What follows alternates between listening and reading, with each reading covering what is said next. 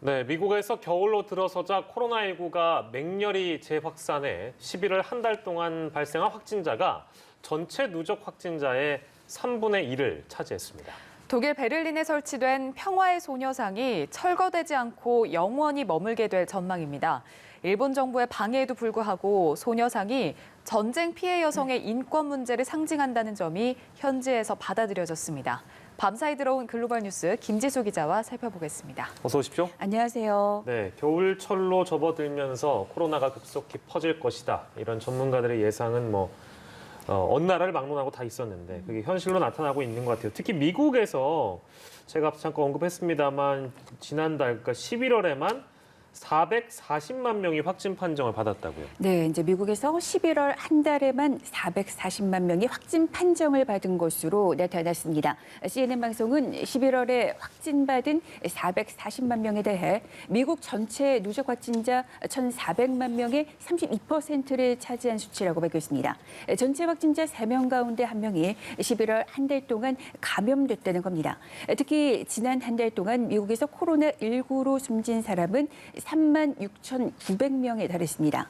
매일 하루 평균 1,200명이 숨졌고 1시간에 51명꼴로 사망했습니다. 문제는 3차 유행이 11월에 이어서 12월에도 맹위를 떨칠 것이라는 겁니다. 추수감사절 가족 모임과 이동에 따른 확진 사례가 이달부터 본격적으로 반영되고 크리스마스 연휴가 환자 급증에 또 다른 계기가 될 수 있다는 우려 예서입니다. 코로나19로 입원한 환자는 9만 6천 명을 넘으며 또다시 최대치를 기록했습니다. CNN은 전문가들은 12월에 사망자도 2배로 늘어날 것이라고 전망하고 있다고 밝혔습니다. 유럽의 상황도 비슷합니다. 이탈리아의 경우 11월 한 달 사이 확진자가 80만 명 이상 발생했습니다. 이 같은 수치는 이탈리아에서 첫 확진자가 나온 2월 중순 이후 10월까지 8달간 발생한 누적 확진자, 그러니까 67만 9천 명보다도 많은 겁니다. 재확산 중인 바이러스 위력이 어느 정도인지 실감하게 해줍니다. 미국에서 하루 신규 확진자도 28일 연속 10만 명 이상을 기록했습니다. 11월 한 달간 발생한 사망자도 12,000명으로 1차 유행의 정점기였던 4월 15,000명에 이어서 두 번째 규모였습니다. 하루 평균 430명이 코로나19로 숨진 셈입니다. 영국에서는 정부가 이른바 면역 증명서를 발급하는 방안을 검토하고 있어서 논란이 되고 있습니다. 그러니까 술집이나 식당을 비롯한 실내 시설에 입장하기 전 백신에 접종받았다는 증명을 제시하도록 하겠다는 겁니다. 하지만 시민의 자유를 제한하는 정책이라는 반발이 커지자 영국 정부는 이 같은 방안을 추진하고 있지는 않는다 이렇게 해명을 했습니다. 어제 하루 전 세계에서 발생한 신규 확진자는 50만 명에 육박했습니다. 월드오미터 기준으로 전 세계 누적 확진자는 6,413만 명을 넘어섰고 누적 사망자는 148만 명대를 기록하고 있습니다. 네, 이렇게 겨울철로 접어들면서 좀 더 각별한 주의가 필요해 보입니다. 네, 이번에는 미국 정치권 소식인데요. 트럼프 행정부 임기 말인데도 불구하고 이 대북 제재를 늦추지 않고 압박을 강화하겠다 이런 움직임이 있다면서요? 네, 이제 미국 국무부가 북한에 대한 제재 위반 정보를 손쉽게 제보할 수 있는 웹사이트를 새로 개설했습니다. 알렉스 웡 미 국무부 대북특별부대표가 세미나에서 밝힌 내용인데요. 미 국무부는 대북 제재 회피 제보를 다루는 새로운 웹사이트를 열었으며 최대 500만 달러, 약 55억 원의 포상금을 제공하기로 했다고 밝혔습니다. 알렉스 웡 부대표는 중국의 대북 영향력과 관련해 중국이 북한에 대한 국제 제재를 집행해야 할 의무를 명백히 위반했다고 맹비판했습니다. 중국이 유엔 금지령을 위반해 최소 2만 명의 북한 노동자를 계속 수용해왔으며 지난해 미국은 555번에 걸쳐서 북한에 중국으로 반입이 금지된 석탄을 비롯한 제재 물품을 운반하는 선박을 목격했다는 겁니다. 그는 중국이 북한 비핵화를 목표로 한 유엔 제재 이행을 거부하지는 않더라도 이를 불이행하는 건 그 과정을 지연시킬 수 있다고 지적했습니다. 또 섣부른 제재 완화는 비핵화 협상을 위한 핵심 추동력을 없앨 수 있다고도 말했습니다. 그는 북한 경제 발전의 가장 큰 장애물은 핵과 화학 생화물학 무기를 만들기 위한 정권의 프로그램과 또 그 무기들을 전 세계로 실어나르는 수단이라고 지적했습니다. 네, 조 바이든 당선인 관련 소식도 알아볼 텐데 취임 준비에 박차를 가하고 있는 상황입니다. 근데 먼저 코로나19 확산 억제를 최우선 과제로 제시를 한 만큼 경기 부양 대책 마련에 적극 나서겠다 이런 내용을 밝혔다면서요? 네, 이제 바이든 당선인이 취임 전에도 그렇고 이제 취임 후에 경기 부양을 위해 더 많은 조치를 취할 것이라고 밝혔습니다. 바이든 당선인은 차기 행정부의 경제팀 지명자를 소개하는 행사에서 의회에서 논의 중인 경기 부양 예산안을 언급하면서 이같이 말했습니다.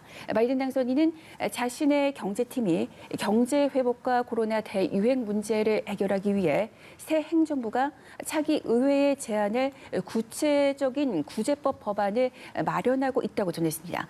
특히 중소기업과 기업가를 지원해야 한다고도 강조했습니다. 제닛 옐런 재무장관 지명자는 미국이 역사적인 위기에 직면하고 있다면서 조치를 취하지 않으면 경기 침체를 초래하고 더 큰 피해가 발생할 것이라면서 시급히 움직여야 한다고 말했습니다. 옐런 지명자는 정책 방향과 관련해 미국의 위상을 회복하고 대중의 신뢰를 되찾으며 경제적 불평등을 해소하는 데 초점을 맞추겠다고 언급했습니다. 반면 트럼프 대통령 측은 여전히 불복 행보를 이어가는 와중에 선거일 이후 1억 5천만 달러, 그러니까 우리 돈 1,662억 원이 넘는 정치 자금을 모금했습니다. 이번 모금액은 기록적인 수준입니다. 모금의 급증은 대부분 트럼프 대통령의 충성 지지층에 기반한 소액 기부자의 후원에 힘입었다는 게 캠프 관계자들의 설명입니다. 이를 두고 워싱턴 포스트는 모금액의 상당 부분은 트럼프 대통령의 퇴임 후 정치 활동에 사용될 가능성이 높고 대선 불복 소송 전에는 일부만 사용될 것으로 보인다고 그렇게 해석했습니다. 네, 바이든 당선인과 트럼프 대통령 좁혀지지 않고 계속 평행선을 달리고 있습니다. 다음은 중동 소식인데요. 이란의 핵무기 개발을 주도한 과학자가 얼마 전에 암살이 됐는데 그런데 이란 의회가 우라늄 농축 수준을 높이는 법안을 추진하고 있다고요. 네. 일종의 복수 저항과도 같아 보이는데요. 네, 맞습니다. 그래서 지금 파장이 매우 큰데요. 이란 정부는 그 핵무기 개발을 주도한 과학자를 암살한 배후로 이스라엘을 지목하고 엄중한 복수를 천명한 상태로 중동 지역에서는 지금 긴장감이 고조되고 있습니다. 이런 와중에 이란 의회 의원들이 우라늄 농축 수준을 상향하는 법안에 몰표를 던졌습니다. 이 법안은 원자력 당국에 20% 수준의 우라늄 농축을 재개할 수 있도록 했습니다. 이란은 이미 20% 수준의 우라늄 농축에 성공했지만 2015년에 미국과 이란 핵합의를 체결하면서 향후 15년간 우라늄 농축 수준을 3.67% 이하로 제한하는 데 합의했습니다. 그러나 트럼프 행정부가 2018년에 이란 핵합의를 일방적으로 탈퇴하고 대이란 제재를 재개하자 이란은 우라늄 농축 수준을 4.5%까지 높였습니다. 우라늄을 무기에 사용하려면 90%까지 농축률을 올려야 합니다. 이 법안에는 이란 핵합의에 서명한 영국, 프랑스, 독일 등 유럽 국가가 한 달 안에 원유와 금융 부분에 대한 대이란 제재를 완화하지 않을 경우 유엔의 핵사찰을 받지 않는다는 내용도 포함됐습니다. 결과적으로 해당 법안은 지난 8월에 발의된 이후 논의가 지지부진했으나 과학자 암살을 통해서 얻게 된 강한 동력을 얻게 됐다고 이렇게 볼 수 있겠습니다. 다만 법안이 의회를 통과하려면 몇 단계를 거쳐야 하고 핵 관련 정책 결정권은 최고 지도자인 알리 하메네이가 쥐고 있습니다. 예, 마지막 소식은 우리에겐 너무 당연한 것인데 그래도 반가운 소식일 수 있겠습니다. 평화의 소녀상, 독일 베를린에 영원히 머물게 될 전망이다. 이런 소식이 들어왔네요. 자세히 전해주시죠. 네, 독일 베를린시 미테구 의회는 전체 회의를 열고서 성폭력 희생자를 추모하는 평화의 소녀상 영구 설치 결의안을 의결했습니다. 결의안은 소녀상에 대한 철거 명령을 철회하고 당초 내년 8월 14일이었던 설치 기한을 내년 9월 말까지로 6주 연장하는 내용도 담고 있습니다. 미테구 의회 측은 전쟁에서 성폭력은 일회적인 사안이 아니고 구조적인 문제로 근본적으로 막아야 한다면서 평화의 소녀상은 바로 그 상징이라고 강조했습니다. 또 소녀상의 연구 설치를 위한 논의 과정에서 이런 구조적인 문제가 부각될 수 있기를 바란다면서 성폭력에 대한 논의도 이뤄지길 바란다고 전했습니다. 앞서 미태구청은 소녀상이 국제적인 전쟁 피해 여성 인권의 문제라는 점을 인정해서 지난해 7월에 설치를 허가했습니다. 이후 소녀상은 9월에 미태 지역거리에 세워졌습니다. 그러나 설치 이후 일본 측이 독일 정부에 항의하자 미태구청은 지난 10월 7일 철거 명령을 내렸습니다. 소녀상 설치를 주관한 현지 시민단체인 코리아 협의회는 소녀상을 계기로 그동안 전범 국가인 독일에서 은폐돼 왔던 전쟁 중에 여성에 대한 성폭력에 대한 토론을 시작할 수 있다는 점에서 역사적으로 의미가 있다 이렇게 전해왔습니다. 네, 이 소식까지 만나봤습니다. 지금까지 글로벌 브리핑의 김지수 기자와 함께했습니다. 고맙습니다. 고맙습니다.